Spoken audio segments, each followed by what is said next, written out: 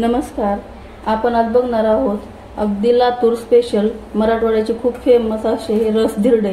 हे रस धिरडे बनवण्यासाठी मी अगोदर जे आहे ते रस करून ठेवलेला आहे, कारण सर्वच रेसिपी दाखवायची म्हटली तर रेसिपी खूप मोठी होती व्हिडिओ आपली. त्यासाठी मी फक्त तुम्हाला धिरडे दाखवणार आहे. रसाचं काही एवढं अवघड नाहीये. तर त्यासाठी मी हे मोठ्या वाटीने 2 वाटी ज्वारीचं पीठ घेतलेलं आहे. त्याचबरोबर 2 चमचे हे बेसन पीठ घेतले, कारण बेसन पिठामुळे या धिरड्याला खूप छान चव येते आणि त्याला चिकटपणा यावा म्हणून अर्धी वाटी हे गव्हाचं पीठ घेतले, कारण यामुळे सर्व पीठ मिक्स करून जर धिरडे केले तर हे धिरडे खाण्यासाठी खूप छान लागतात, खूप चविष्ट होतात. आणि मोठ्या चमच्याने 1.5 चमचा हे तांदळाचं पीठ घेतले. याच्यामुळे आपले धिरडे हे तुटत नाहीत आणि अगदी छान सुटून येतात तव्यापासून. आता गावाकडे म्हटलं तर धिरड्याचे तवे हे वेगळ्या पद्धतीचे भेटतात, पण आपल्याला शहराच्या ठिकाणी तवा नसतो. त्यासाठी आपण हे डोश्याच्या तव्यावरच बनवून घेणार आहोत. आणि इथे मी 1 चमचा मोठा चमचा हे जिरे घेतलेले आहेत. 20 ते 22 या लसणाच्या पाकळ्या घेतलेल्या आहेत. पाकळ्या थोड्याशा बारीक आहेत म्हणून थोडे जास्त दिसत आहेत. आणि हा 1 चमचा चवीप्रमाणे मीठ घेतले. हे सर्व साहित्य हे आपल्याला खलबत्त्यामध्ये छान कुटून घ्यायचं आहे. मिक्सरमध्ये केलं तर ते खूप बारीक होईल. मी खलबत्त्यात कुटून घेणार आहे.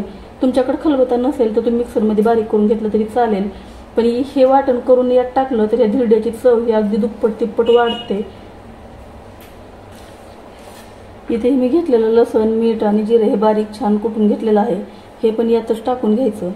आणि आपल्याला हे सर्व पीठ जे आहेत ते एकत्र मिक्स न करता म्हणजे नाही केले तरीही चालतील, कारण आपल्याला हे पाणी टाकून छान पातळ असं भिजवून घ्यायचं आहे.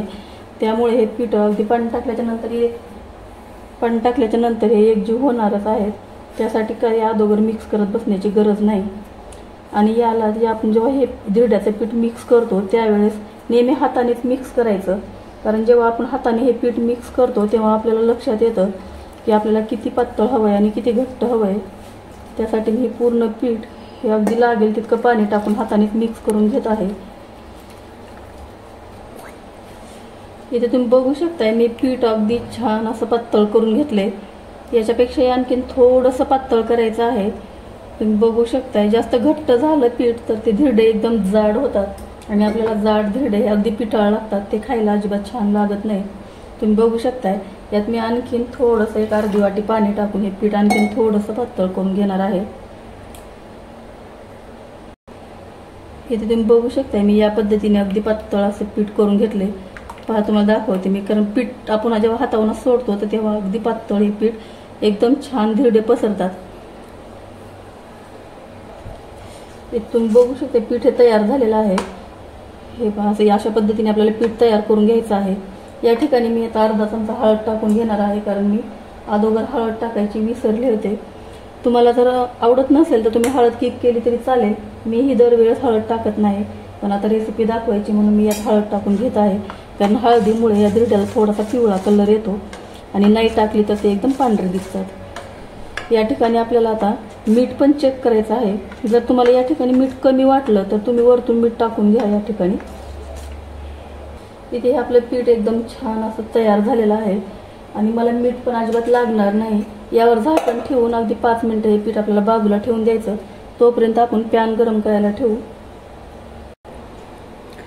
इथे 5 मिनिट झालेले आहेत आणि पीठ आपण प्रत्येक धिरडीच्या वेळेस हे पीठ जे आहे त्याचं फुलपात्र घ्यायचं किंवा वाटीने थोडंसं अवघड पडतं. फुलपात्राने एकसारखी धिरडी येते, तर असं एक फुलपात्र घ्यायचं आणि दर धिरडीच्या वेळेस प्रत्येक वेळेस हे असं बुडातून आपल्याला हलवून घ्यायचं, नाहीतर वर पाणी राहतं आणि घट्ट पीठ हे बुडाला बसतं.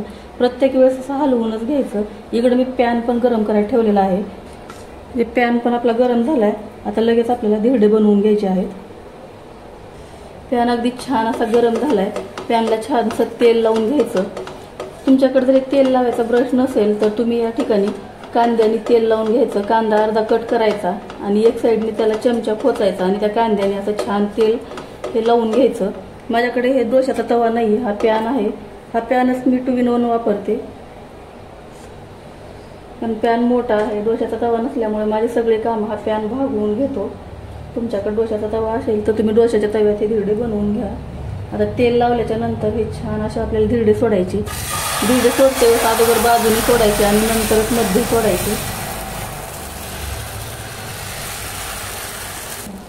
इथे मी एक धिरडी टाकून घेतलेली आहे. यावर लगेच आपल्याला झाकण ठेवायचं आहे, कारण झाकण नाही ठेवलं तर ते अगदी चिराचिरा पडतात त्याच्यावरतून आणि ते अजिबात छान लागत नाही. म्हणून यावर झाकण ठेवूनच त्याची एक वाफ काढून घ्यायची. इथे तुम्ही धिरडे आपल्याला अगदी छान तयार झालेला आहे आणि आपल्याला ते पलटून घ्यायचं आहे. सर्व मोकळं करून घ्यायचं. पहिलं धिरडं आहे ते थोडंसं चिटकल्यासारखं होतं, त्यासाठी थोडीशी मेहनत लागते काढायला. इथे हे अशा पद्धतीने सर्व बाजूने हे धिरडं ते सोडवून घेतलेलं आहे. तुम्ही बघू शकता की ते छान अशी खालून जाळी पडलेली आहे. हे धिरडे एकदम छान असे झालेले आहेत. अशाच पद्धतीने मी बाकीचे धिरडे करून घेणार आहे. तुम्ही बघू शकता किती सुंदर हे धिरडे झालेले आहेत. खालच्या बाजूने आपल्याला जास्त वेळ शेकून घ्यायचं नाही तर अगदी 2 मिनिटांमध्ये हे धिरडे काढून घ्यायचे आहेत. तुम्ही बघू शकताय खालच्या आणि बाजूने झालेला आहे, एकदम छान असं शेकलेलं आहे. हे धिरडे मी काढून घेत आहे. आता वापस आपल्याला पॅनला तेल लावून घ्यायचं आणि अशा पद्धतीने दुसरे धिरडे टाकून घ्यायचं आहे. मी एवढे एक धिरडा आणखी टाकून दाखवते आणि नंतर तुम्हाला डायरेक्ट ताट दाखवते. अशाच पद्धतीने तुम्ही ही धिरडे बनवत जा. आमरस म्हटलं की जेवणाचा अगदी साधा सोपा आणि एकदम टेस्टी हा बेत आहे. आता दुसरं जे धिरडं आहे थोडं मोठ्या साईजमध्ये टाकून घेणार आहे, कारण पहिलं धिरडे फुटायची भीती राहते, त्यामुळे थोडंसं छोटं टाकलं होतं.